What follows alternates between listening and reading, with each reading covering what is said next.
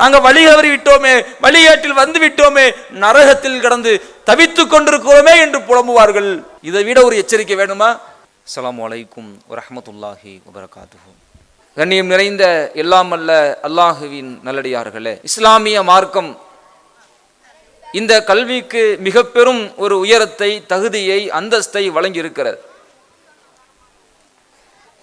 அல்லாஹ் எந்த அளவிற்கு தன்னுடைய திருமறையில் இந்த கல்வி குறித்து கூறுகிறான் என்று சொன்னால், இஸ்தவில்லதீன யஅலமூன் வல்லதீன லா யஅலமூன், கல்வி கற்றவர்களும் கல்வி கல்லாதவர்களும் சமமாக மாட்டார்கள். எப்படி பார்வை உள்ளவனும் பார்வை இல்லாதவனும் சமமாக மாட்டார்களோ, அதுபோன்று கல்வி கற்றவர்களும் கல்வி கல்லாதவர்களும் சமமாக முடியாது. கல்வி கற்றவர்களுக்கு ஒரு சிறப்பு இருக்கிறது என்று அல்லாஹ் கல்வியை, அதை கற்பவர்களை சிறப்பித்து கூறுகின்றான். கல்வி என்பது அது கடல் போன்றது என்று சொல்லுவார்கள். நீங்க உலகத்தில் இருக்கிற எந்த கடலில் பயணித்தாலும் ஒரு கரையை கண்டுகொள்ளலாம். ஆனால் கல்வி என்னும் கடலில் எங்கும் கரை கிடையாது. அதனுடைய ஆழம், அதனுடைய விசாலம் அவ்வளவு பெரியது என்பதை நாம் புரிந்து கொள்ளலாம். எந்த அளவிற்கு அல்லாஹ் ரப்புல் ஆலமீன் தன்னுடைய தூதர்களுக்கு ஏராளமான ஞானங்களை வழங்கியிருக்கிறான். மறைவான விஷயங்களை கூட தன்னுடைய தூதர்களுக்கு தான் நாடியவற்றை அறிவித்து தந்திருக்கிறான். அப்படி கல்வி வழங்கப்பட்ட இறை தூதர்கள் நபி ஸல்லல்லாஹு அலைஹி வஸல்லம் அவர்களுக்கு அல்லாஹ் சொல்லக்கூடிய கட்டளை குர் ரப்பி ஜித்னி இல்மா, இறைவா என்னுடைய கல்வியானத்தை அதிகப்படுத்து என்று இறைவனிடத்தில் நீங்கள் கேளுங்கள் என்ற கேளுங்க. அவ்வளவு கல்விகள் வழங்கப்பட்டும் மார்க்க ஞானங்கள் கொடுக்கப்பட்டிருந்தும் இது போதாது, இன்னும் கேளுங்க. கல்வி இதோடு முடிவது அல்ல, இன்னும் கேளுங்கள். ரப்பி ஜித்னி இல்மா, இறைவா என் கல்வி ஞானத்தை அதிகரிக்க செய்துவிடு என்று கேட்குமாறு அல்லாஹ் நமக்கு வலியுறுத்துகிறான். அப்போ உலகத்தில் கல்வியினுடைய அந்தஸ்து அது உயர்த்தப்பட்டிருக்கிறது, அல்லாஹ்விடத்தில் அது மதிப்பு மிக்கதாக பார்க்கப்படுகிறது என்று இருக்கும் பொழுது, மறுமையில் பயனளிக்கக்கூடிய கல்வியாக எது இருக்கும் என்று பார்க்கும் பொழுது அது மார்க்க கல்வியை தவிர்த்து வேறில்லை என்பதில் யாருக்கும் மாற்று கருத்து இல்லை. மார்க்கத்தை பற்றிய கல்வி, மார்க்கத்தை பற்றிய அந்த அறிதல், அந்த புரிதல் தான் நம்மை மறுமையில் வெற்றியாளர்களாக மாற்றும் என்பதில் எந்த மாற்று கருத்தும் இல்லை. ஆனால் எந்த மார்க்க கல்வி? யார் சொல்ற மார்க்க கல்வி? யார் போதிக்கக்கூடிய மார்க்க கல்வி என்பதில் தான் சமுதாயத்துக்கு மத்தியில் பல பிரிவுகள் காணப்படுவதை பார்க்கலாம். ஏகத்துவத்தை நம்பக்கூடியவர்கள், தௌஹீதை ஏற்றிருப்பவர்கள் குர்ஆன் ஹதீஸ் என்று அல்லாஹும் அவனுடைய தூதரும் சொன்ன கல்வியின் பக்கம் சென்று கொண்டிருக்கிறார்கள். இன்னும் இன்றைக்கு முஸ்லிம் சமுதாயத்தில் பலரும் மதுஹபுகள் என்ற போர்வையிலே குர்ஆன் ஹதீஸ் அல்லாத விஷயங்களை எல்லாம் மார்க்க கல்வி என்ற பெயரில் கற்றுக்கொண்டிருக்கிறார்கள். அப்ப இன்றைக்கு இருவேறாக கல்விகள் பார்க்கப்படும் பொழுது அதில் மறுமை வெற்றிக்கு பயனளிக்கும் கல்வியாக எது இருக்கும் என்பதை நாம் ஆழமாக அறிந்திருக்க வேண்டும். அல்லாஹ் தன்னுடைய திருமறையில் பேசுகின்றான், ஒமை யுத்திஇல்லாஹ வ ரசூலஹு ஃபகத் ஃபாஸ ஃபௌஸன் அஸீமா, யார் அல்லாஹ்விற்கு கட்டுப்பட்டவர்களாக இருக்கிறார்களோ, அவனுடைய தூதருக்கு கட்டுப்பட்டவர்களாக இருக்கிறார்களோ, அவர்களுக்குத்தான் மறுமையில் மகத்தான வெற்றி காத்து கொண்டிருக்கிறது. மறுமையில் மகத்தான வெற்றி, மறுமையை வெற்றி அளிக்கக்கூடிய கல்வி என்பது அல்லாஹ் சொன்னதாக அது இருக்க வேண்டும். அல்லாஹுடைய தூதரவர்கள் எதை வழிகாட்டினார்களோ, எதை மார்க்கம் என்று சொல்லித் தந்தார்களோ அதுவாக இருக்க வேண்டும். இந்த இரண்டிற்கு மட்டும் யார் கட்டுப்பட்டு தன்னுடைய வழியை அமைத்துக் கொள்வானோ ஃபகத் ஃபாஸ ஃபௌஸன் அஸீமா, அவன்தான் மறுமையில் மகத்தான வெற்றியை அடையவிருக்கிறான் என்று அல்லாஹ் தன்னுடைய திருமறையில் பேசுகின்றான். ஆனால் இன்றைக்கு பார்க்கிறோம், தமிழகத்தில் எத்தனையோ பல ஆயிரக்கணக்கான மதரசாக்கள் இருக்கிறது. அங்கே போதிக்கப்படக்கூடிய கல்விகள் எதுவாக இருக்கிறது என்று நீங்கள் பார்த்தால், குர்ஆனை படிக்கிறோம், ஹதீஸ் விரிவுரைகளை படிக்கிறோம் என்ற பெயரில் குர்ஆனுக்கும் ஹதீஸிற்கும் மாற்றமான நேர்முரணான கருத்துக்களை எல்லாம் மார்க்க சட்டம் என்ற பெயரில் கொண்டு சேர்க்கிறார்கள். அல்லாஹ் தன்னுடைய திருமறையில் பேசுகின்றான். இந்த குர்ஆன் அதில் அடங்கியிருக்கும் வசனம் முஹ்கமாத், தெளிவான வசனங்களும் இருக்கிறது. இதை படிச்சா இதுல இந்த கருத்து தான் வருது என்று தெளிவாக புரிந்து கொள்ளத்தக்க வசனம் இருக்கிறது. வ முத்தஷாபிஹாத், இரண்டு பொருள் தரக்கூடிய வசனங்களும் இருக்கிறது. இந்த வசனத்தை படிச்சா இப்படியும் பொருள் எடுக்கலாம் அல்லது வேறு மாதிரியாகவும் பொருள் எடுக்கலாம் என்ற வகையில் இரண்டு கருத்துக்களை தரக்கூடிய வசனங்களும் இருக்கிறது. ஃபஅம்மல்லதீன ஃபீ குலூபிஹிம் ஸைகுன், யாருடைய உள்ளத்திலே வழிகேடு இருக்கிறதோ, கசப்பு இருக்கிறதோ, அவர்கள் இப்திகா அல் ஃபித்னா வப்தியா தஅவீலி, அந்த வசனங்களை தங்களுடைய மனோ இச்சைக்கு ஏற்ப குழப்பத்தை நாடியவர்களாக, குழப்பத்தை தேடியவர்களாக அந்த வசனத்திற்கு மாற்றி பொருள் தருகிறார்கள். இப்படியான மனிதர்களும் இருக்கிறார்கள் என்று அல்லாஹ் தன்னுடைய திருமறையில பேசுறான். அல்லாஹ் அல்லாஹுதான் என்று அனைவரும் பேசுகிறார்கள். மார்க்கம் மார்க்கம் என்றுதான் அனைவரும் பேசுகிறார்கள். இஸ்லாம் இஸ்லாம் என்றுதான் அனைவரும் ஓங்கி ஒலிக்கிறார்கள். ஆனால் மார்க்கம் என்று சொல்லி பேசுபவர்கள், இஸ்லாம் என்று சொல்லி பேசுபவர்கள், மார்க்க கல்வி என்று போதிப்பவர்கள், அவர்கள் அனைவரும் நேரிய பாதையில் இல்லை. இறைவன் சொல்லக்கூடிய வசனம், மார்க்கத்தை வேத வசனங்களை படிப்பவர்கள் யாருடைய உள்ளத்தில் குழப்பம் குடிகொண்டு விட்டதோ அவர்கள் அந்த வசனத்திற்கு தவறான விளக்கங்களை கற்பிக்கிறார்கள், வழிகேட்டில் இருந்து கொண்டிருக்கிறார்கள் என்று நாம் சொல்லவில்லை. படைத்த ரப்புல் ஆலமீன் தன்னுடைய திருமறையில் பறைசாட்டுகின்றான். இன்றைக்கு பாருங்கள், அல்லாஹ் எதை தன்னுடைய திருமறையில் முன்னறிவிப்பாக சொன்னானோ அதைத்தான் இன்றைக்கு சமுதாயத்தில் பெரும்பான்மையான முஸ்லிம்கள் மார்க்க கல்வியை படிக்கிறோம் என்ற பெயரில் அதனுடைய கருத்துக்களை அறிந்து கொண்டிருப்பதை பார்க்கிறோம். அதில் சொல்லப்பட்ட வசனங்களை எல்லாம் திரிக்கிறார்கள், நேரடியாக பொருள் தரத்தக்க கருத்துக்களை எல்லாம் மாற்றுகிறார்கள், தங்களுடைய தவறான நிலைப்பாட்டிற்கு ஆதாரமாக எடுக்கிறார்கள். அல்லாஹ் தன்னுடைய திருமறையில் பேசுகின்றான், இறை தூதரை குறித்து பேசுகின்றான். வதாஇயன் இலல்லாஹி பிஇذனிஹி, இவர் இந்த தூதர் அல்லாஹுவின் அனுமதியோடு இறைவனின் பக்கம் அழைக்கின்ற அழைப்பாளராக இருக்கிறார். வசிராஜம் முனீரா, இவர் ஒளி வீசும் விளக்காகவும் இருக்கிறார். ஒளி வீசும் விளக்குன்னா என்ன? இங்கே அல்லாஹ் ஒரு இலக்கிய அர்த்தத்தோடு பயன்படுத்துகின்றான். வழிகேட்டில் இருக்கிற மக்கள் அவர்கள் இருளில் இருக்கிறார்கள். அந்த வழிகேட்டில் இருக்கிற மக்களை நேர்வழி என்னும் ஒளியின் பக்கம் வழிகாட்டுகின்ற விளக்காக, மக்களுக்கு இதுதான் நேர்வழி என்று சொல்லக்கூடியவராக இவர் இருக்கிறார். அல்லாஹ்வின் பக்கம் அழைக்கின்ற அழைப்பாளராக இருக்கிறார் என்று அல்லாஹ் தன்னுடைய திருமறையில் இந்த வசனத்தை சொல்லி இருக்க, இந்த மதுஹபுகளை மார்க்க சட்டமாக மார்க்க கல்வியாக போதிக்கக்கூடியவர்கள் எப்படி விளக்கம் கொடுக்கிறாங்க தெரியுமா? சிராஜ முனீரான என்ன தெரியுமா? ரசூல்லா ஒளிமயமா இருப்பாங்க, ரசூல்லா வெண்மையாக இருப்பார்கள், அவருடைய அழகை பற்றி ஹதீஸ்கள் வர்ணிக்கப்பட்டிருக்கிறது. ஆனால் அதற்கு மேலதிகமாக அதை முக்கியத்துவப்படுத்தி மகத்துவப்படுத்துகிறோம் என்ற பெயரில் ரசூல்லா அப்படியே கடவுளுடைய அந்தஸ்திற்கு உயர்த்து கொண்டு போறாங்க. ரசூல்லா வந்தாங்கன்னா, இருட்டில் வந்தாங்கன்னா அப்படியே ஒளியா மின்னுமா.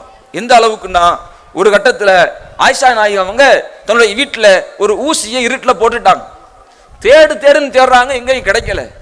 உடனே பார்த்தா ரசூல்லா வந்தாங்களாம், அந்த வெளிச்சத்தில் அப்படியே அந்த ஊசி எடுத்துட்டாங்களாம். இப்படியாக விளக்கம் கொடுப்பதை பார்க்கிறோம். இதெல்லாம் எங்க இருந்து கொடுக்கிறாங்க? குர்ஆன் வசனத்தை காட்டுகிறார்கள். தங்களுடைய வழிகேட்டிற்கு மார்க்கத்திற்கு முரணான கருத்துக்களுக்கு அவர்கள் ஆதாரம் எடுப்பது, ஆதாரமாக காட்டுவதெல்லாம் எங்கேயோ யாரோ இல்லை, குர்ஆன் வசனத்தை ஆதாரமாக காட்டுகிறார்கள்.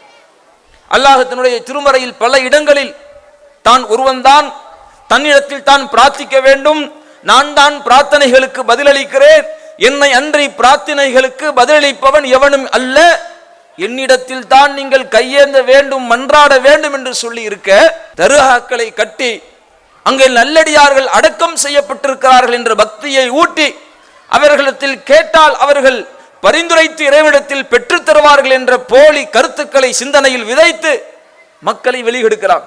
இதுக்கு ஆதாரம் அவங்க காட்டக்கூடியது என்ன? குர்ஆன் வசனம் தான். அல்லாஹ் தன்னுடைய திருமறையில் பேசுறானா இல்லையா? வலா தகூலு லிமையுக்தலு ஃபீ சபீலில்லாஹி அம்வாத். அல்லாஹ்வின் பாதையில் கொல்லப்பட்டவர்களை இறந்தவர்கள் என்று சொல்லாதீர்கள். பல் அஹ்யாவுன், அவர்கள் உயிரோடு இருக்கிறாங்க. பாத்தீங்களா, அல்லாஹ்வுடைய பாதையில கொல்லப்பட்டவங்கள இறந்தவங்கன்னு சொல்லக்கூடாது. அல்லாஹ் சொல்றான் அவங்க உயிரோடு இருக்கிறாங்க, நம்ம பிரார்த்திக்கிறத கேட்டுக்கிட்டு இருக்கிறாங்க, நமக்கு பதிலளிப்பாங்க என்று இந்த வசனத்தை அப்படியே திரிக்கிறார்கள். அந்த வசனம் அதுவையா சொல்லுது? இந்த கருத்தை தான் சொல்லுதா? அந்த வசனத்தின் தொடர்ச்சியிலேயே அல்லாஹ் பேசுகின்றான், பல் அஹ்யாவுன், அவர்கள் உயிரோடு இருக்கிறார்கள் அல்லாஹ்விடத்தில். வலாக்கில்லா தஷ்உரூன், நீங்கள் அதை உணர முடியாதுப்பா. இதற்கு அல்லாஹ்வுடைய தூதர்கள் என்ன விளக்கம் கொடுத்தாங்க? இறைவனுடைய பாதையில் போர்க்களத்தில் ஷஹீதாக கொல்லப்பட்டவன், அதுவும் எல்லாரும் கிடையாது, இறைவனுடைய பாதையில் கொல்லப்பட்ட ஷஹீத், அவர் பச்சை நிற பறவையினுடைய அந்த உடலுக்குள்ளாக அந்த உயிர் செலுத்தப்பட்டு சொர்க்கத்தில் சுற்றி கொண்டிருப்பார். அவங்களுக்கும் இந்த உலகத்துக்குமான தொடர்பு முடிந்து விட்டது, அவங்க திரும்பி இங்க வர முடியாது என்று இவ்வளவு தெளிவாக நபிகள்நாயகம் ஸல்லல்லாஹு அலைஹி வஸல்லம் அவர்கள் சொன்ன விளக்கம் சஹீஹ் முஸ்லிம்ல இருக்கிற பொழுது நபிகளாரினுடைய விளக்கங்களை எல்லாம் தூர தள்ளிட்டு இந்த வசனம் எதை சொல்லுதுன்னா, இறந்து போன நல்லடியார்கள்ட்ட அவுலியாக்கள்கிட்ட கேட்கணும்னு சொல்லுதுன்னு திரிக்கிறாங்கன்னா இது பயனுள்ள கல்வியா? இறைவன் எந்த நோக்கத்திற்காக வசனத்தை இறக்கி அருளினானோ, எந்த கருத்தை சொல்லி மக்களுக்கு வழிகாட்ட வேத வசனங்களை அருளினானோ, அதை மாற்றி அதை திரித்து அதற்கு மாற்றமாக வழிகேட்டை உருவாக்கக்கூடிய கல்வி, அது மறுமையில வெற்றி அளிக்குமா? சிந்தித்து பாருங்கள். அதே மாதிரி இன்றைக்கு சில ஆலிம்கள் 7 வருடம் படித்து ஆலிம்களாக வலம் வருகிறோம் என்று சொல்பவர்கள், பல மதரசாக்களில் பாடம் நடத்துகிறோம் என்று பாடம் நடத்தி கொடுப்பவர்கள், அவர்கள் எப்படி சொல்றாங்க? அல்லாஹ் தன்னுடைய திருமறையில் பேசுகின்றான் திக்ரு செய்கிற விஷயமாக, யா அய்யுஹல்லதீன ஆமனு ذுக்ருல்லாஹ திக்ரன் கஸீரா, நம்பிக்கை கொண்டவர்களை அல்லாஹுவை அதிகம் அதிகமாக திக்ரு செய்யுங்க, அல்லாஹ் துதி செஞ்சுக்கிட்டே இருங்க. வலில்லாஹில் அஸ்மாஉல் ஹுஸ்னா, அல்லாஹுவை நீங்கள் திக்ரு செய்வதற்கு அவனுக்கென்று அழகிய பல திருநாமங்கள் இருக்கிறது. ஃபதுஉ பிஹா, அதை கொண்டே அவனை நீங்கள் அலையுங்கள். அல்லாஹ் திக்ரத செய்யறதா இருந்தா, அல்லாஹ்வை நீங்க அழைச்சி பிரார்த்திக்கிறதா இருந்தா, அவனுக்கென்று சில பெயர்கள் இருக்கிறது. அர் ரஹ்மான், அளவற்ற அருளாளன். அர் ரஹீம், நிகரில்லா பேர் அன்புடையவன். மாலிக் யௌமித்தீன், தீர்ப்பு நாளின் அதிபதி. அவனுக்குன்னு பல திருநாமங்கள் 99 பேர்கள் இருக்கிறது. அதை கொண்டு அல்லாஹ்விடத்தில் நீங்கள் திக்ரு செய்யுங்கள். வதருல்லதீன யுல்ஹிதூன ஃபி அஸ்மாஇஹி, அவனுடைய பெயர்களை திரிப்பவர்களை என்கிட்ட விட்டுக்குங்க, நான் பார்த்துக்கிறேன் என்று அல்லாஹ் தன்னுடைய திருமறையில் பிரகடனப்படுத்துகிறான். அல்லாஹ் திக்ரு செய்யணும்னா, அல்லாஹ்விடத்தில் நீங்க திக்ரு செய்யணும்னா, அவனுக்குன்னு அழகிய திருநாமங்கள் இருக்குதுல்ல, அழகிய பெயர்கள் இருக்குதுல்ல, அதை கொண்டு கேளுங்கப்பா, அதை கொண்டு திக்ரு செய்யுங்கப்பா. அந்த அவனுடைய பெயர்களை திரிச்சிடாதீங்க, அதை வளர்ச்சிடாதீங்க என்று அல்லாஹ் தன்னுடைய திருமறையில் இவ்வளவு தெளிவாக சொல்லி இருக்கிற நேரத்தில், இன்னைக்கு இருட்டு மஜ்லிஸ்ங்கிற பேர்ல, மஜ்லிஸ் சபைங்கிற பேர்ல, திக்ரு மஜ்லிஸ்ங்கிற பேர்ல என்ன செய்யறாங்க? என்னடா இருமலா? இல்ல அஹு அஹு அஹு. என்னப்பா அஹு அஹு அஹு? திக்ரு செய்யறோம். என்னப்பா திக்ரு செய்றீங்க? அல்லாஹ் இருக்குல்ல, அல்லாங்கிற வார்த்தையில அலிஃப் முதல் எழுத்து, கடைசி எழுத்து ஹா, அந்த ரெண்டையும் சேர்த்து அஹு அஹுங்கிறோம். இது திக்ரா? அல்லாஹ் எவ்வளவு தெளிவா தன்னுடைய திருமறையில் அவனுடைய திருநாமங்களை வளைக்காதீங்க, அதை கொலைக்காதீங்கன்னு சொல்லி இருக்கிறான். ஆனால் அப்படி வளைத்து அல்லாஹ் எதை தடுத்தானோ அதையே செய்து இன்றைக்கு மதரசாக்கள்ல போதிக்கிறாங்க, திக்ருகள் என்ற பெயர்ல செய்யறாங்க. இதை நாம ஏத்துப்போமாங்க? இன்னைக்கு ஒருத்தவருக்கு ரஹீம்னு என்ன செய்யுது பேர் இருக்கு, ரம்மு ஏ ரம்மு அப்படின்னு கூட்டா செவுல்லே அறியும், வேண்டாம் எனக்கு நான் ரஹீம்னு அழகான பேர் இருக்கு, நான் ரம்மு, நான் சாராயம் அடிக்கிறேன், முதல் எழுத்து ரா, கடைசி எழுத்து மீம், ரஹீம்ல உள்ள ரம் சொன்னா ஏத்துக்குவாங்களா? மனுஷன் ஏத்துக்க மாட்டானப்பா. மனிதன் ரோஷன் கொள்வானே, மனிதன் கோபம் கொள்வானே. படைத்த ரப்புல் ஆலமீனுடைய திருநாமங்களை இப்படி குலைப்பது அல்லாஹ்விடத்தில் கோபத்தை ஏற்படுத்தாதா? அல்லாஹ்விற்கு ரோஷத்தை ஏற்படுத்தாதா? எப்படி இறைவனை திக்ர் செய்கிறோம் என்ற பெயரில் மார்க்கத்தை வளைக்கிறார்கள் என்று பாருங்கள். அது மாதிரி பல மொழிகள் என்ன செய்யறது, மெர்ஜி பண்றது. ஹக்கு தூ ஹக்கு, ஹக்கு தூ ஹக்கு, ஹக்கு தூ ஹக்கு. என்னடா ஹக்கு தூக்கு ஹக்கு? ஹக்குனா உண்மை அரபி மொழி, தூனா நீ உருது மொழி, ரெண்டையும் அப்படி சேர்த்து விட்டு ஹக்கு தூ ஹக்கு, ஹக்கு தூ ஹக்குங்கிறான். குர்ஆன்ல இதற்கு ஆதாரம் இருக்குதா? ஹதீஸ்ல இதற்கு ஆதாரம் இருக்குதா? நபிகள் நாயகம் ஸல்லல்லாஹு அலைஹி வஸல்லம் அவர்கள் இதை வழிகாட்டி இருக்கிறார்களா? இல்லையே. ஆனால் இதை மார்க்கம் என்ற பெயரில், இதை செய்தால் நன்மை என்ற பெயரில் மதரசாக்களில் போதிக்கப்படுகிறது, மக்களுக்கு வழிகாட்டப்படுகிறது. இதை செய்து கொண்டிருக்கிறார்களே, இது மறுமைக்கு வெற்றியை தருமா? அல்லாஹ் எதை தன்னுடைய கோபத்திற்குரிய செயலாக சொல்கிறானோ, எதை செய்தால் நான் அவனை பார்த்துக் கொள்கிறேன் என்று கடுமையாக எச்சரிக்கிறானோ, அதை சொல்லுகின்ற, அதை செய்கின்ற, அதை போதிக்கின்ற பாடசாலைகள், அந்த கல்விகள் மறுமைக்கு வெற்றி அளிக்குமா? சிந்திச்சு பாருங்க. இன்றைக்கு மார்க்கத்தின் எந்த சட்டத்திட்டங்களாக இருந்தாலும் சரி, எப்படி தொழுகணும், எப்படி நோன்பு வைக்கணும், எப்படி ஜிக்ரு செய்யணும், எப்படி ஹஜ்ஜு செய்யணும், குர்ஆன்ல இருந்த சட்டத்தை பாருங்கப்பா, அதெல்லாம் கூடாது. ஹதீஸ்ல இருந்து சட்டத்தை எடுங்கப்பா, அதெல்லாம் கூடாது. இன்றைக்கு மதுஹப்புகளை தூக்கி பிடித்து அதை மார்க்கமாக்கி கொண்டிருப்பவர்கள் குர்ஆன் ஹதீஸ்ல இருந்தெல்லாம் சட்டம் எடுக்கக்கூடாது.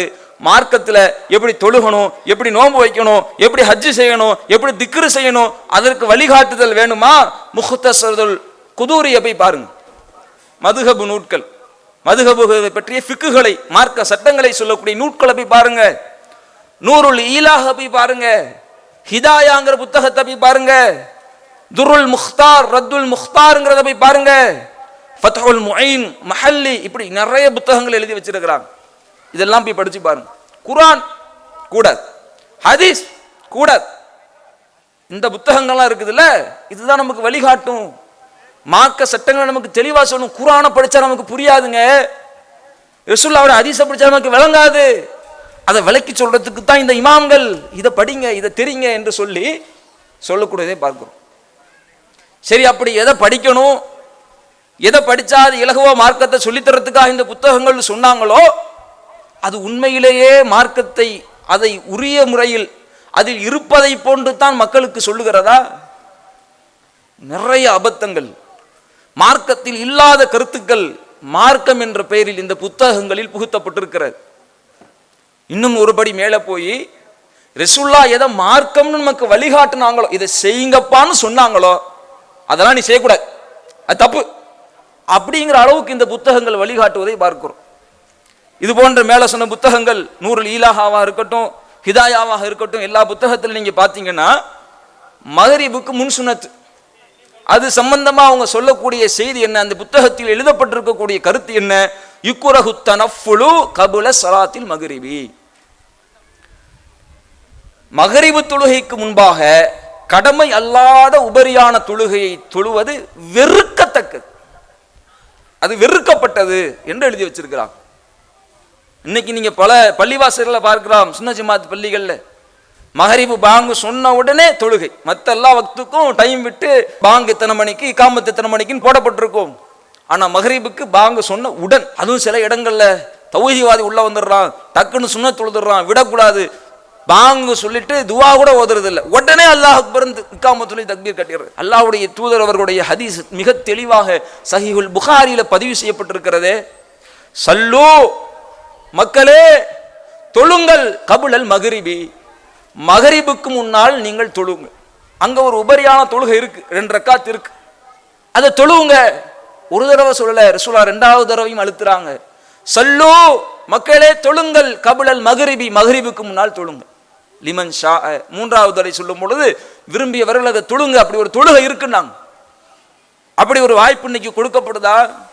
கொடுக்கப்படவில்லை என்பதை தாண்டி ரசூலுல்லாஹ் எந்த தொழுகையை சிறப்புப்படுத்தினாங்க, எந்த அளவுக்குன்னா, மகரிபுடைய நேரத்தில் பள்ளிவாசல மக்கள் எல்லாம் தொழுது கொண்டு இருக்கக்கூடிய அந்த நேரத்தில் ஒருத்தர் புதுசா அந்த பள்ளிக்கு வர்றாருன்னா, ஜமா தொழுகைலாம் முடிஞ்சிருச்சு போல, மக்கள்லாம் தொழுது முடிச்சுட்டு பின் சுன்னத் தொழுதுகிட்டு இருக்காங்க போல என்று நினைக்கக்கூடிய அளவிற்கு மகரிபினுடைய முன் சுன்னத்தை அன்றைய சஹாபாக்கள் மக்கள் அவ்வளவு முக்கியத்துவம் கொடுத்து தொழுது இருக்கிறார்கள் என்று சஹீஹுல் முஸ்லிம்ல பார்க்கிறோம். ஆதாரபூர்வமான செய்தி. இவ்வளவு தெளிவான வழிகாட்டுதல் இறை தூதர் சொன்ன வார்த்தை இருக்கிறது. அதை பேணி நடந்த சஹாபாக்களினுடைய வழிமுறை, அவர்கள் எப்படி நடந்து கொண்டிருந்தார்கள் என்பதற்கான ஆதாரம் இருக்கிறது. ஆனா இங்க என்ன நடக்குது? மார்க்க கல்வி என்று போதிக்கிறோம் என்ற பெயரில் மதரசாக்களில் போதிக்கப்படக்கூடிய இந்த மதுஹபு சட்டங்கள் யுக்ரஹு, அதெல்லாம் சொல்லக்கூடாது, அதெல்லாம் வெறுக்கப்பட்டதுன்னு சொல்றாங்கன்னா இது எவ்வளவு பெரிய அபத்தம், மார்க்கத்தை எவ்வளவு கொச்சைப்படுத்தக்கூடிய காரியம். சிந்தித்து பாருங்கள். இதுதான் மறுமைக்கு வெற்றி அளிக்குமா? இன்றைக்கு இந்த மதரசாக்களில் போதிக்கப்படக்கூடிய இந்த பாடங்களை உங்களுடைய பிள்ளைகளை நீங்கள் படிக்க அனுப்பினால், இதை படிப்பவர்களை, இதை அறிபவர்களை, இதை தெரிந்து கடைமுறைப்படுத்தினால் மறுமையில் அது பலன் அளிக்குமா, வெற்றி அளிக்குமா, அல்லது அவர்களுக்கு தண்டனைக்குரியதாக மாறுமா? சிந்தித்து பாருங்கள். இதுக்கெல்லாம் என்ன காரணம்னா, அவங்க மதரசாக்குள்ள போகும்போதே அவங்க மண்டையில பக்தியை ஏத்திடுறாங்க. குர்ஆன் ஹதீஸ்ல என்ன இருக்கு ஏது இருக்குன்னு சிந்திக்கவே கூடாது. சிந்திக்கிறதுக்கு இடம் கொடுத்தாதானே சிந்திக்கிறதுக்கு. போகும் பொழுதே பக்தியை ஊட்டிடுறது. எப்படி? அபூ ஹனீஃபா இமாம், அவர் எப்படிப்பட்டவர் தெரியுமா? அவர் எப்படிப்பட்டவர் தெரியுமா? அவர் ஒரு ஒழு செஞ்சாருன்னா, இசாவுல ஒரு தடவை ஒழு செஞ்சாராம். 15,000 நாட்கள் ஒளி இல்லாமல் சுபுகு தொழுதார். கட்டுக்கதைக்கு ஒரு அளவில்லையா? 15,000 நாட்கள் ஒளி செய்யாமல் சுபுகு தொழுதார். என்ன அர்த்தம்? அவருக்கு காத்து பிரியல, மலஜலம் கழிக்கல. ஒரு மனுஷனால 15,000 நாட்கள் மலஜலம் கழிக்காம இருக்க முடியுமாங்க? அடிப்படை சின்ன அறிவுக்கு புலப்படக்கூடிய விஷயங்களை கூட அதை பக்தியாக மக்களை மடைமாற்றம் செய்கிறார்கள் என்று சொன்னால் எவ்வளவு வழிகேடுன்னு பாருங்க. அது மாதிரி இமாம் அபூ ஹனீஃபா காபத்துல்லாவுக்கு போனாங்களாம். போய் வலது காலை ஊண்டி இடது கால அப்படியே வலது கால மேல ஒத்த காலில் நின்றுக்கிட்டாராம். தக்பீர் கட்டி ஓதுனாங்க. பாதி குர்ஆனை ஓதிட்டாங்களாம் ஒரு ரக்காத்துல. அடுத்து 2வது ரக்காத்து இடது காலை ஊண்டி இடது காலில் வலது காலை வச்சு இந்த காலில் ஒத்த காலிலே நின்று மீதி குர்ஆனை ஃபுல்லா ஓதி முடிச்சிட்டாங்களாம். அது ஒரு மனுஷனால அவ்வளவு ஓதி முடிக்க முடியுமா? அப்படி ஓதலாமா என்பது 2வது மார்க்க சட்டம் இருக்கட்டும். அப்படி செஞ்சார்ல. செஞ்சுட்டு என்ன சொன்னாராம்? யா அல்லாஹ், என் இறைவா, என்னால உன்னை முழுமையா ஹிதுமத் செய்ய முடியல, உனக்கு நான் வணக்கம் செலுத்த முடியல. ஆனா உன்னை பத்தி நான் நல்லா புரிஞ்சு வச்சிருக்கிறேன், உன்னை பத்தி நான் நல்லா விளங்கி வச்சிருக்கிறேன். நான் எப்படி உன்னை விளங்கி வைத்திருக்கிறேனோ அதை உனக்கு வணக்கம் செலுத்தியதற்கு ஈடாக ஆக்கிடு அப்படின்னு அல்லாஹ்ட்ட துவா செஞ்சாங்களாம். அப்போ கஅபத்துல்லாஹ்வுடைய ஓரத்துல இருந்து ஒரு சத்தம், ஒரு அசரீரி சத்தம் கேட்டுச்சான். ஃபஹதஃப ஹாத்திஃபுன் மின் ஜானிபில் பைத், அந்த காபாவின் ஓரத்தில் இருந்து ஒரு சத்தம் ஒன்று கேட்டது. இறைவன் பேசினானா, கது கஃபர்னா லக வலிமனித்தபஅக மிம்மன் கான அலா மதுஹபிக இலா யௌமில் கியாமா. அபூ ஹனீஃபாவே, உன்னை நாம் மன்னித்து விட்டோம், மறுமை நாள் வரை யார் உன்னுடைய இந்த மதுஹபை பின்பற்றி நடப்பார்களோ அவர்களின் பாவங்களையும் நாம் மன்னித்து விட்டோம். இப்படி மக்கள் வழிகெடுக்கப்படுறாங்க தெரியுதா? அபூ ஹனீஃபா அவர்கள் சொன்ன மதுஹபை நீங்க பின்பற்றி நடந்தா உங்க பாவங்கள் மன்னிக்கப்படுங்க. உங்க பாவங்கள் மன்னிக்கப்படும் நீங்க விரும்பலையா? அல்லாஹ்வே உத்தரவாதம் கொடுத்திருக்கிறான், உங்களுக்கு தெரியலையா? அபூ ஹனீஃபா இமாம் சொன்ன வழியில வாங்கன்னு மக்களை அந்த மதரசாக்கள்ல வரும் பொழுதே அந்த பிள்ளைகளுடைய சிந்தனைகள்ல ஏத்துறான். புரியாத, அதை சிந்திக்காத தருணத்திலேயே அதை விஷ விதையாக பக்தியாக உள்ளத்துல ஏத்துறாங்க. இன்னும் ஒரு படி மேல போய் சுப்ஹானல்லாஹ், அந்த அபூ ஹனீஃபா அவங்களுடைய மதுஹபிலிருந்து வந்த அஸ்ஸாவி என்ற கித்தாப், அந்த புத்தகத்தில் எழுதி வச்சிருக்கிறாங்க. எப்படி எழுதி இருக்கிறாங்க பாருங்க. வலா யஜூசு தக்லீது மா அதல் மதாஹிபில் அர்பஅ, 4 மதுஹபுகள் அல்லாத எதையும் பின்பற்ற கூடாது. எப்படி? 4 மதுஹபுகளில் எதை நீங்க செய்யணும் செய்யக்கூடாது, அதை எதை எப்படி செய்யணும் எதை எப்படி செய்யக்கூடாதுன்னு சொல்லி இருக்குதோ அதை அப்படி செய்யணும், அதை நீங்க அதைத்தான் செய்யணும், வேற எதையும் நீங்க பின்பற்றக்கூடாது. அதெல்லாம் கூடாது, அப்படி செய்யக்கூடாது. ஒரு படி மேல போறாங்க. அது எப்படி தெரியுமா? வலவு வாஃபக்க கௌல சஹாபா, அது சஹாபாக்களுடைய கூற்றுக்கு ஒத்ததாக இருந்தாலும் சரி. ஒரு கருத்து ஒன்று வருது, இதை எப்படி செய்யணும்னு, அது சஹாபி ஒரு கருத்து சொன்ன மாதிரி வருது, ஆனா மதுஹப்ல அதுக்கு வேறு மாற்றமா இருக்கு. இப்ப நீங்க எதை பின்பற்றணும் தெரியுமா? மதுஹப்ல என்ன இருக்கோ அதை தான் பின்பற்றணும். ஒரு சஹாபி சொன்னதா வருது, அதை நீங்க ஏத்துக்க கூடாது, அதுக்கு தோதுவாக இருந்தாலும் நீங்க பின்பற்ற கூடாது. ஒல் ஹதீஸ ஸஹீஹ, சஹீஹான ஹதீஸுக்கு அந்த கருத்து தோதுவாக இருந்தாலும் அதை நீங்க பின்பற்றக்கூடாது. வல் ஆயத்த, குர்ஆனுடைய வசனம் அதுக்கு அந்த செய்தி ஒத்ததாக இருந்தாலும் அதை நீங்க பின்பற்றக்கூடாது. நீங்க பின்பற்றணும்னா 4 மதுஹப்ல என்ன இருக்கோ அதைத்தான். எவ்வளோ பெரிய வழிகேடு இது! இந்த மதுஹபுகள் மக்களை வழிகெடுக்கிறது. மார்க்கம் என்ற பெயரில் மக்கள் வழிகெடுக்கப்பட்டு கொண்டிருக்கிறார்கள் என்பதற்கு இதை விட மிக தெளிவான ஆதாரம் வேணுமா? அவர்கள் மதிக்கக்கூடிய அந்த புத்தகங்களில் தான் எழுதப்பட்டிருக்கிறது.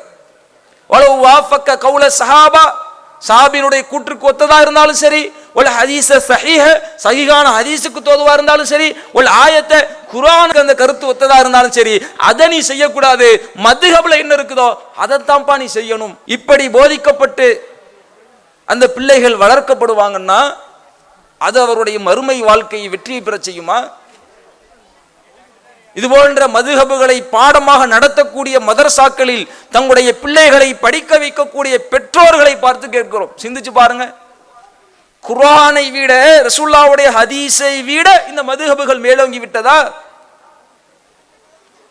அல்லாஹ்வுடைய தூதர் அவங்க சொன்னாங்கல்ல, முன்னறிவிப்பா, ஒரு காலம் வரும், இத்தஹதன் நாசு ரூஸன் ஜுஹாலன், மக்கள் முட்டாள்களை தலைவர்களாக எடுத்துக்கொள்வார்கள்.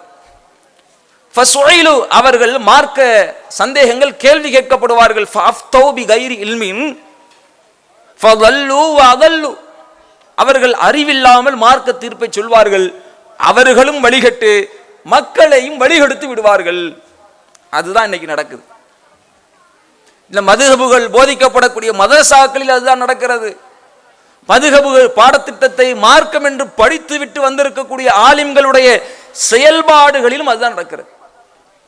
தங்களுடைய ஒவ்வொரு வழிகேடான காரியங்களுக்கெல்லாம் குர்ஆன் ஹதீஸில் இருந்த ஆதாரம் அவங்கள்ட்ட இருக்காது, அவங்க காட்ட போறதும் இல்லை. எப்படி ஆதாரம் எடுக்கிறாங்க தெரியுமா? 7ஆம் ஃபாத்திஹா, அது என்னப்பா ஆதாரம்? 7ஆம் ஃபாத்திஹா இறந்தவங்களுக்கு ஓதணும், 7ஆம் நாள் ஓதணுங்கிறீங்கல்ல, கடைபிடிச்சிட்டு வர்றீங்கல்ல, நீங்க தானே செய்றீங்க, என்னப்பா ஆதாரம்? அதுக்கு ஆதாரம் ஏதோ குர்ஆன் ஹதீஸ்ல இருந்து காட்டுவாங்க நீங்க எதிர்பார்க்காதீங்க. அதுக்கு என்ன ஆதாரம் தெரியுமா? குர்ஆன் வசனத்துல எப்படி எடுக்கிறாங்கன்னு பாருங்க.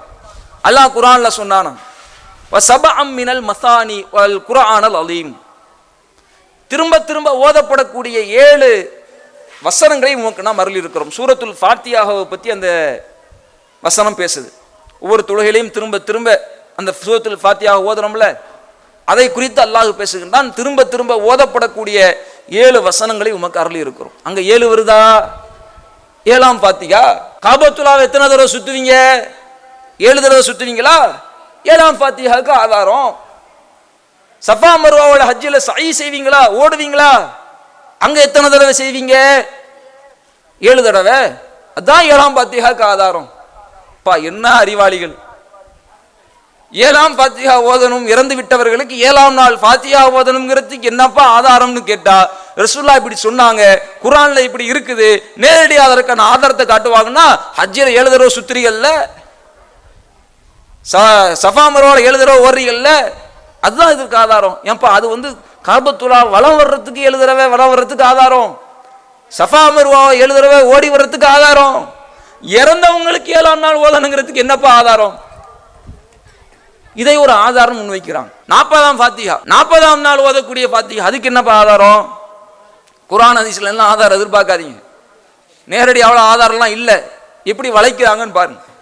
அல்லாஹ் தன்னுடைய திருமறையில் பேசுகின்றான், வைது வாஅதுனா மூசா 40 லைலா, மூசாவிற்கு நாம் 40 இரவுகளை வாக்களித்தோம். அவங்க ஃபிரௌன்ட்டேருந்து ஓடி வர்றாங்க, கடலை பிளந்து அல்லாஹ் காப்பாத்துறான். அவங்க ஒரு கூட்டத்தாரோடு போர் புரிய சொல்றாங்க, அவங்க அந்த கூட்டத்தார் போர் புரிய மறுக்கிறாங்க, அல்லாஹ் அவர்களை நாடோடிகளாக அலைய விட்டான். இப்படி பல வரலாறுகள் வரும். அதுல அல்லாஹ் மூசா நபிக்கு ஒரு 40 நாளை வாக்களிக்கிறான். 40 நாள் சுற்றி தெரியுங்க. அதை எடுத்துக்கிட்டு பாத்தீங்களா, அல்லாஹ் 40ன்னு சொல்லிட்டானா, இதுதான் 40ஆம் ஃபாத்திஹாவுக்கு ஆதாரம். இப்படி குர்ஆனையும் ஹதீஸையும் அதில் இல்லாத கருத்துக்களை தங்களுடைய வழிகேட்டின் கருத்துக்களுக்கு ஆதாரமாக அதை வளைத்து எடுக்கிறார்கள். இதைத்தான் நம்ம பிள்ளைகளுக்கு நாம் கற்றுக் கொடுக்க போறோமா? இப்படியாக கல்வியை போதிக்கக்கூடிய மதரசாக்களில் தான் நம்முடைய பிள்ளைகளை நாம் அனுப்ப போறோமா? அப்படி அனுப்பப்பட்டு அவர்கள் அங்கே படிக்கப்படக்கூடிய இந்த கல்வி அது அவர்களுக்கு மறுமையில் பயனளிக்குமா? ஒருபொழுதும் பயனளிக்க போவதில்லை. இன்றைக்கு இந்த மதுஹபுகள் என்ற பெயரில் அங்கே போதிக்கப்படக்கூடிய அந்த மதுஹபினுடைய சட்டத்திட்டங்களை எல்லாம் பேசினா சபை தாங்காது. அவ்வளவு மோசமான கருத்துக்கள், அவ்வளவு இழிவான கருத்துக்கள், அவ்வளவு கேவலமான கருத்துக்கள் எல்லாம் மார்க்க சட்டம் என்ற பெயரில் எழுதி வச்சிருக்கிறாங்க. அல்லாஹ்வுடைய வார்த்தையில நீங்க அப்படி பார்க்க முடியாது, தூதருடைய வார்த்தையில் அப்படி நீங்க பார்க்க முடியாது. இது மனித கருத்து தான் என்பதற்கு அதனுடைய சட்ட திட்டங்கள் நீங்க படிக்கும் பொழுது தெரிஞ்சுக்கலாம். பாருங்க, ஹாஷியான்னு ஒரு புத்தகம், ஹனஃபி மதுஹபினர் போற்றக்கூடிய ஒரு புத்தகம், மார்க்க சட்டமாக தாங்கள் எப்படி நடக்கணுங்கிறதுக்கு சட்டம் எடுக்கக்கூடிய புத்தகம். அந்த புத்தகத்தில் பாகம் 1 பக்கம் 210, ஆதாரம் இல்லாம பேசல. ஹாஷியாங்கிற அவங்களுடைய புத்தகத்தில் எழுதியிருக்கிறாங்க, ஒருவனுக்கு சின்னி மூக்கு உடைஞ்சு போச்சு. அவன் என்னடா பண்றது அப்படின்னா, அவன் அந்த ரத்தத்தை எடுத்து மூக்குலையும் நெத்தியிலையும் சூரத்துல் ஃபாத்தியா அத்தியாயத்தை எழுதி குணமாக்குவதற்கு முயற்சி செய்வான்னா அது குணமாகும் தான், அதை எழுதுவது கூடும். இதோட நின்றா பரவாயில்லைங்க. அடுத்தவங்க சொல்றாங்க அதே அந்த பக்கத்தில், அதே அந்த பாகத்தில், சிறுநீரினால் எழுதினால் குணமடையும் என்றிருந்தால், சிறுநீர் மனித கழிவு, அந்த சிறுநீரினால் எழுதுவது குணமடையும் என்றிருந்தால் சூரத்துல் ஃபாத்திஹாவை அந்த சிறுநீரினால் நெற்றியில் எழுதுவது குணமளிக்கும் கூடும். எவ்வளவு கேவலம் இது! நம்மள சூரத்துல் ஃபாத்திஹா இறந்த வீட்டில் அவங்க ஓதாதீங்கப்பா, எதுக்கு எடுத்தாலும் அல் ஃபாத்திஹான்னு ஓதாதீங்க, ரசூலுல்லாஹ் எங்க ஓத சொன்னாங்களோ அந்த தொழுகையில ஓதுங்க, எங்க அதை ஓத சொன்னாங்களோ அங்க ஓதுங்க, சம்பந்தம் இல்லாத இடத்துல நீங்களா உருவாக்கி ஓதாதீங்க, அது பிதஅத், அது கூடாதுன்னு சொன்னா சூரத்துல் ஃபாத்திஹா ஓதக்கூடாதுன்ட்டாங்க, நன்மை செய்யக்கூடாதுன்ட்டாங்க. ரத்தம் கொதிச்ச மாதிரி கொந்தளிச்சவர்கள் அந்த அவங்க போற்றக்கூடிய அந்த மதுஹப் புத்தகத்தில் எழுதி வச்சிருக்கிறாங்க, சிறுநீரால சூரத்துல் ஃபாத்திஹா எழுதுனா குணமடையுமா? இது எவ்வளவு இழிவுபடுத்துதல்! யார் மார்க்கத்தை இழிவுபடுத்துறா? இதை படித்து வரக்கூடிய பிள்ளைகள், இதை படிக்கக்கூடிய கல்விதான் மறுமையில வெற்றி அளிக்கப் போகிறதா? நிச்சயமாக இது போன்ற கல்விகள் மறுமையில் மிகப்பெரிய நரக படுகொலையில் நம்மை தள்ளுமே தவிர ஒரு பொழுதும் மறுமையில் பயனளிக்கக்கூடிய கல்வியாக இது இருக்க போவதில்லை. இன்றைக்கு மதுஹப் கிதாபுகளை தூக்கி பிடிக்கிறாங்களா, அந்த இமாம்களை நாம குறை சொல்லல, அந்த இமாம்களுக்கும் அந்த மதுஹப் நூட்களுக்கும் சம்பந்தமே இல்லை. இமாம் அபு ஹனீஃபா அவங்க ஹிஜ்ரி 80ல பிறக்கிறாங்க, 150ல மௌத்தாகிறாங்க. அவங்க வாழ்ந்த காலகட்டம் ஹிஜ்ரி 150ஓட முடிஞ்சு போச்சு. ஆனா இன்னைக்கு மதுஹப் நூறுன்னு அதனுடைய சட்டத்திட்டங்களை சொல்லித்தரக்கூடிய நூல்கள்னு தூக்கி பிடிச்சி மதரசாக்களை பாடம் நடத்துறாங்கல்ல, அதை கடைபிடிக்கிறாங்கல்ல, அந்த புத்தகங்கள் எல்லாம் எழுதப்பட்டது அபு ஹனீஃபா இமாமினாலா? கிடையாது. அவர் காலகட்டத்தில் வாழ்ந்த இமாம்களினாலா? கிடையாது. அவங்க மதிக்கக்கூடிய நூல் துர்ருல் முக்தார் என்ற ஒரு புத்தகம், அதை முகமது அலாவுதீன் என்பவர் எழுதுகிறார். அவர் அபு ஹனீஃபா இமாம் மரணச்சதுக்கு அப்புறம் 900 ஆண்டு 9 தலைமுறை கடந்து வந்து அபு ஹனீஃபாவின் பெயரால் இப்படி சட்டத்தை எழுதி வச்சிருக்கிறாங்க. அதே மாதிரி ஃபத்தாவா ஆலம்கீரிங்கிற ஒரு புத்தகம், அது அபு ஹனீஃபா இமாம் மரணிச்சு 975 ஆண்டுகளுக்கு பின்னால் எழுதப்படுகிறது. ஹிதாயாங்கிற புத்தகம், அது அபு ஹனீஃபா இமாம் மரணிச்சு 400 ஆண்டுகளுக்கு பின்னால் எழுதப்படுகிறது. அவர் எழுதினதுக்கு ஆதாரம் இல்லை, நாம சொல்லல, இந்த சுன்ன ஜமாத்தை சார்ந்த தலைவர்கள் சொல்லியிருக்கிறாங்க. அபு ஹனீஃபா இமாம் எழுதிய நூல்லாம் எங்கப்பா? அவர் மதுஹபுன் பின்பற்றீங்கல்ல, அதுக்கு ஆதாரம் என்ன?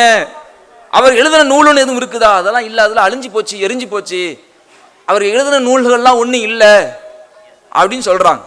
இதை யாரு சொல்றா?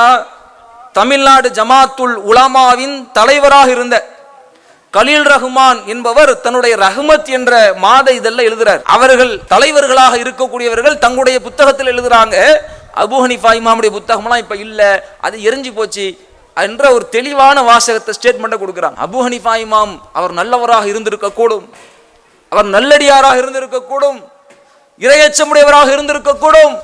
ஆனால் அவருடைய பெயரால் பின்வந்தவர்கள் 900 ஆண்டுகளுக்கு பின்னால் எழுதி கொண்டவைகள் தான் இந்த மதுஹப் நூட்கள்.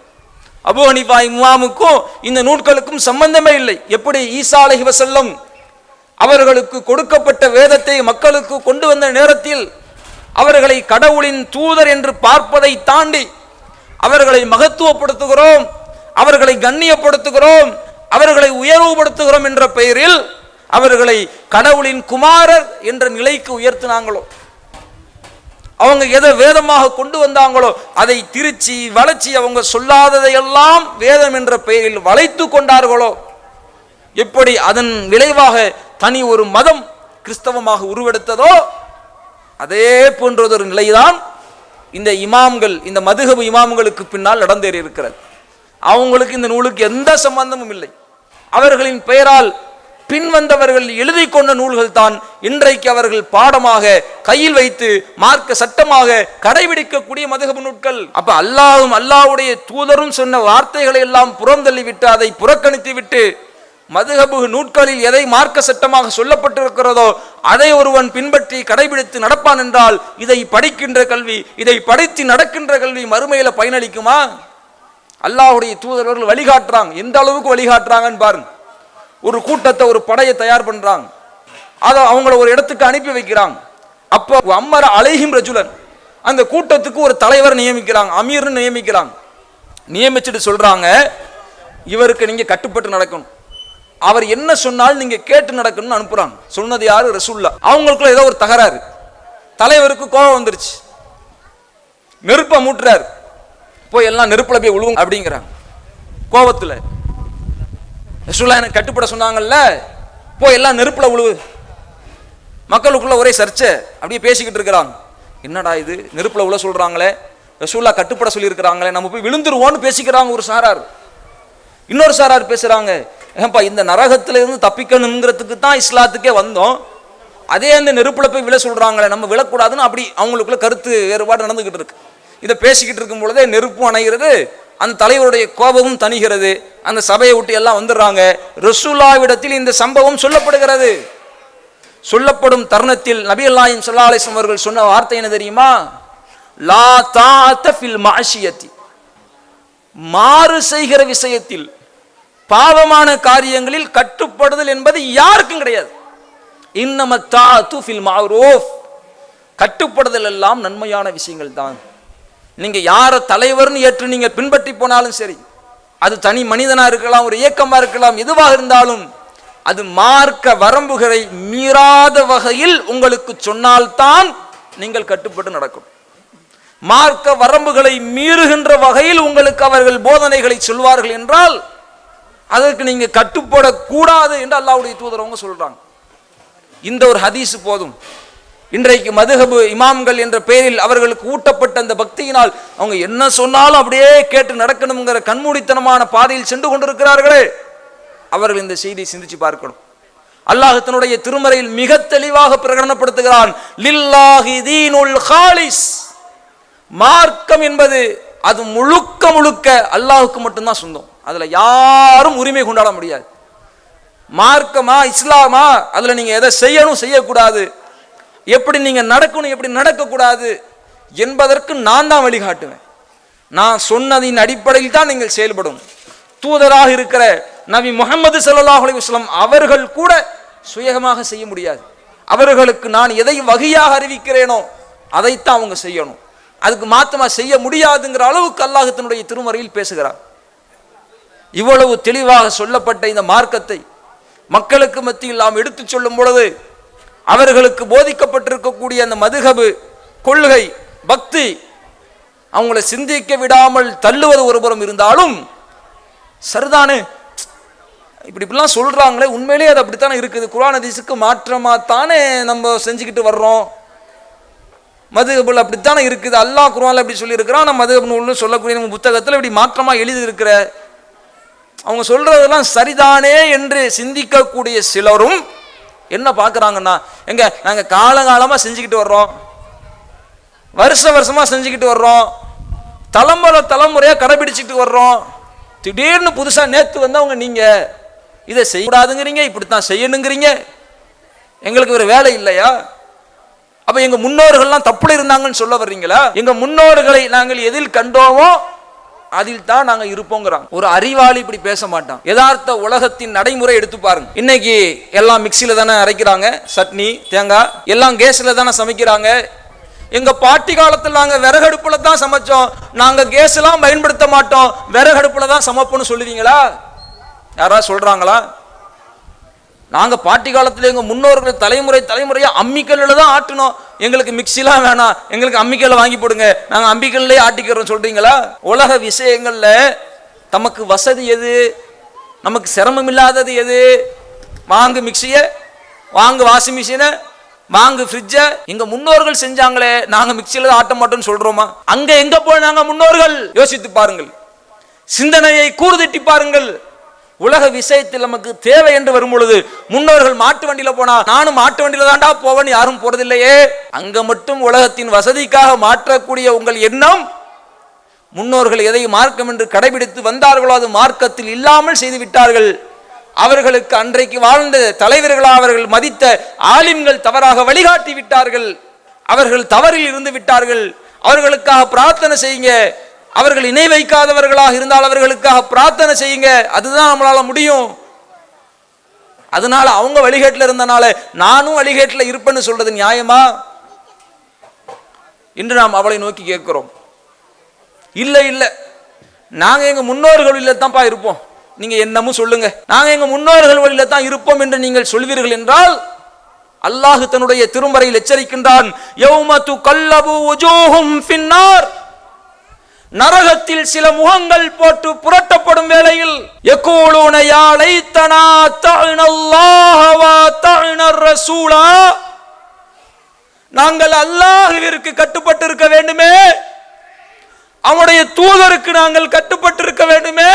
வகாலு ரப்பனா இன்னா அத்தஅனா சாதத்தனா வ குபரானா, எங்களின் முன்னோர்களுக்கும் எங்களின் தலைவர்களுக்கும் நாங்கள் கட்டுப்பட்டு நடந்தோமே, ஃபஅதல்லூன சபீலா, எங்களை வழிகெடுத்து விட்டார்களே என்று புலம்புவார்கள் என்று அல்லாஹ் திருமறை வசனத்துல பேசுறான்.